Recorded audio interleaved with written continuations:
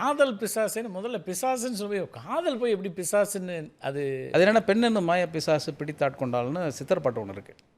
அந்த சித்தர் பாட்டில் பெண் என்னும் மாய பிசாசு அப்படின்னோடனே பெண்ணை போய் ஒருத்தர் பிசாசுன்னு சொல்கிறாரே, அதுலேருந்து அந்த பிசாசுங்கிறது வந்து என்னென்னா பிரியமற்றது. காதல்னா பிரியம்.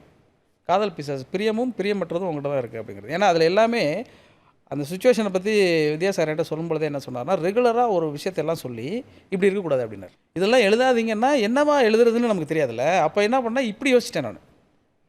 இது எல்லாமே அவர் என்ன சொல்கிறாரோ, நல்லா இருக்கேன் நல்லா இல்லை அப்படின்னா ஏதோ சௌக்கியம், நல்லா இருக்கிறதும் நல்லா இருக்கும் இடையில இருக்கு இல்லையா, அந்த மாதிரியாக யோசிச்சு அப்படி எழுதணும். அது வந்து அவருடைய இன்புட் தான் முக்கியமான காரணம். அந்த பிசாசுங்கிறது வந்து அப்படி காயின் அவர் ஒரு ஃப்ரேம் ஒர்க் வச்சுட்டாரு. அப்போ அதை தாண்டாமல் நீங்கள் அதுக்குள்ளே இருக்க அவர் என்னென்னா ஒரு வித்தியாசமாக ஏதாவது ஒன்று செய்யணும்.